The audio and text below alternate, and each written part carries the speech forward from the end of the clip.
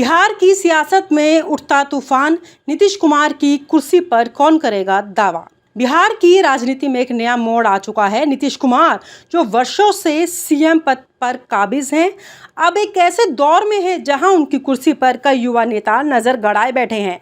2025 के विधानसभा चुनाव नजदीक हैं और जनता की निगाहें इन नए चेहरों पर टिकी है। कौन होगा वह नेता जो नीतीश कुमार की जगह लेगा?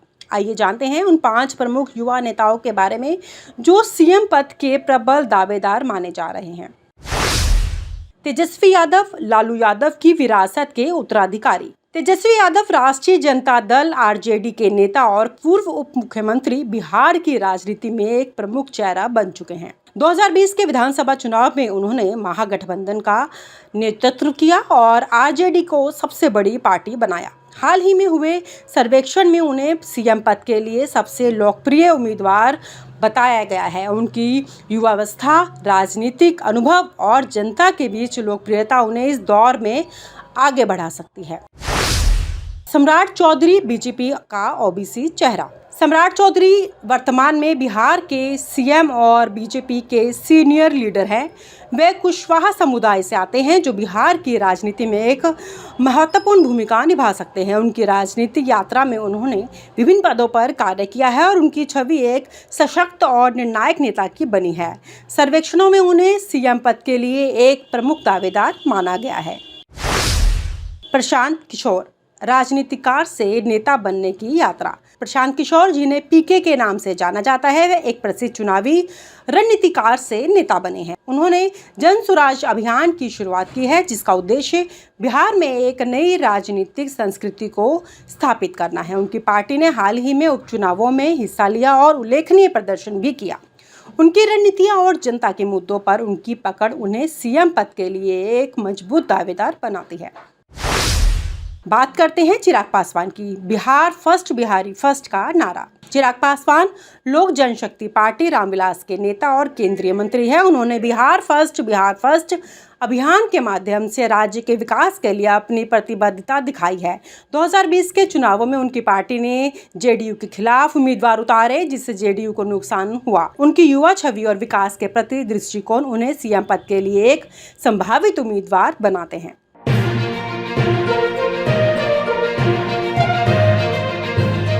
आज हम बात करेंगे बिहार की सियासत के एक ऐसे पहलू की जो बहुत जल्द सामने आ सकता है। ये है नीतीश कुमार और चिराग पासवान का नरेंद्र मोदी और उनकी भाजपा से बदला लेने की संभावना, जो अगले बिहार विधानसभा चुनाव में दिख सकती है। इस वीडियो में हम सिर्फ तथ्यों पर आधारित जानकारी देंगे। नीतीश और चिराग का भाजपा से मतभेद। नीतीश कुमार और नरेंद्र मोदी का रिश्ता लंबे समय से गठबंधन पर टिका है। नीतीश की पार्टी जनता दल यूनाइटेड और भाजपा ने 2005, 2010 और 2020 के बिहार विधानसभा चुनाव साथ मिलकर लड़े। 2020 में एनडीए को 125 सीटें मिली, जिसमें भाजपा को 74 और जेडीयू को 43 सीटें मिली। लेकिन इस चुनाव में जेडीयू की सीटें 2015 के 71 से कम हो गई। नीतीश को मुख्यमंत्री बनाया गया, पर भाजपा का वोट शेयर 19.5% से जेडीयू के 15.4 से ज्यादा था। इससे नीतीश को लगा कि भाजपा बिहार में अपनी पकड़ मजबूत कर रही है। पिछले कुछ सालों में नीतीश और भाजपा के बीच तनाव की खबरें आई। 2013 में नीतीश ने मोदी के पीएम उम्मीदवार बनने का विरोध में एनडीए छोड़ दिया था, पर 2017 में वापस आए। 2022 में उन्होंने फिर गठबंधन तोड़ा और आरजेडी के साथ सरकार बनाई, लेकिन 2024 में वो फिर भाजपा के साथ लौट कर आए हैं। ये बार बार का बदलाव दिखाता है कि नीतीश अपनी पार्टी की स्वतंत्रता को लेकर सतर्क है। चिराग पासवान का मामला अलग है। उनके पिता रामविलास पासवान भाजपा के पुराने सहयोगी थे और केंद्र में मंत्री रहे, लेकिन 2020 में चिराग ने अपनी लोक जनशक्ति पार्टी के साथ एनडीए से अलग रास्ता चुन लिया। उन्होंने जेडीयू के खिलाफ 143 उम्मीदवार उतारे, जिससे नीतीश की सीटें घटी। चिराग को सिर्फ 1 सीट मिली, पर उनका वोट शेयर 5.7% रहा। चिराग का मानना था कि भाजपा ने उनकी पार्टी को कमजोर करने की कोशिश की। 2024 के लोकसभा चुनाव में चिराग एनडीए में शामिल हुए और 5 सीटें जीते, पर उनका भाजपा से भरोसा पूरी तरह नहीं बना। जाति का गणित और गठबंधन की संभावना। बिहार में जाति की सियासत बहुत अहम है। नीतीश के पास कुर्मी 4 से 5% और कोयरी 5 से 6% का वोट है। उनकी पार्टी अति पिछड़ा वर्ग, जो कि 30% से ज्यादा आबादी है, का भी समर्थन लेती है। चिराग के पास दुसाद और पासवान वोट 6 से 7% है। दूसरी ओर भाजपा का आधार ऊपरी जातियां यानी भूमिहार, ब्राह्मण, राजपूत का 15% और कुछ ओबीसी वोट हैं। 2020 में भाजपा का वोट शेयर बढ़ा और ये ज्यादातर शहरों में ऊपरी जातियों में आया। अगर नीतीश और चिराग साथ आते हैं तो उनका वोट आधार मजबूत हो सकता है। मान लीजिए अगर चुनाव 2025 या 2026 में होता है तो दोनों मिलकर अपनी पार्टियों के core vote Kurmi, Koeri, EBC और पासवान को एकजुट करते हैं। इसमें तेजस्वी यादव की आरजेडी भी शामिल हो सकती है, जिसके पास यादवों का 14% और मुसलमानों का 17% वोट शेयर है। 2020 में आरजेडी को 23.1% वोट मिले थे। अगर ये तीनों साथ आए तो उनका वोट शेयर 45% तक पहुंच सकता है, तो भाजपा के लिए मुश्किल होगा। पिछले चुनावों में एनडीए का वोट शेयर 41.5% था। अगर नीतीश और चिराग भाजपा से अलग हो जाएं, तो एनडीए का वोट घटकर 20 से 25% तक रह सकता है। ये गठबंधन गांवों पर फोकस करेगा, जहां बिहार के 70% वोट रहते हैं। 2020 में ग्रामीण इलाकों में विपक्ष मजबूत था और ये नया गठबंधन उस ताकत का इस्तेमाल कर सकता है।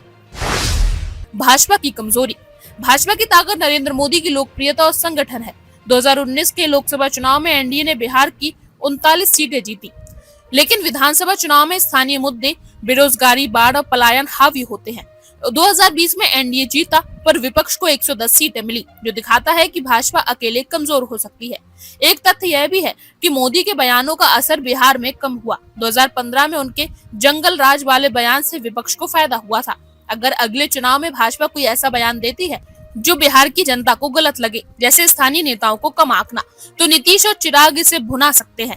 2020 में चिराग ने नीतीश के खिलाफ बिहार फास्ट कैंपेन चलाया था, जो युवाओं में लोकप्रिय हुआ। ऐसा ही कुछ वो भाजपा के खिलाफ कर सकते हैं।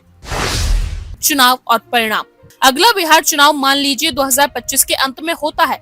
नीतीश, चिराग और तेजस्वी का गठबंधन बनता है। जेडीयू 100 सीटों पर, आरजेडी 100 पर और एलजेपी 43 पर लड़ती है। ये गठबंधन पिछले वोट शेयर जेडीयू के 15%, आरजेडी के 23%, एलजेडी के 5% को मिलाकर 43 से 45% वोट है। भाजपा अकेले लड़ती है तो 20 से 25% वोट पाती है। नतीजे आते हैं। गठबंधन को 150 से 160 सीटें मिलती हैं, जो 243 में बहुमत से ज्यादा है।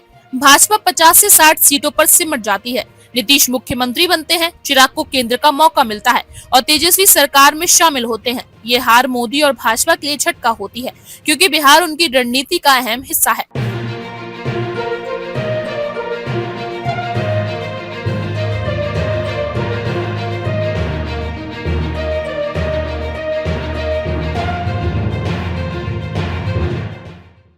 और आप हमसे जुड़े रहने के लिए सब्सक्राइब करें YouTube पर, फॉलो करें Twitter पर और लाइक करें Facebook पर। और ज्यादा जानकारी के लिए आपको टाइप करना होगा सिर्फ न्यूज नशा।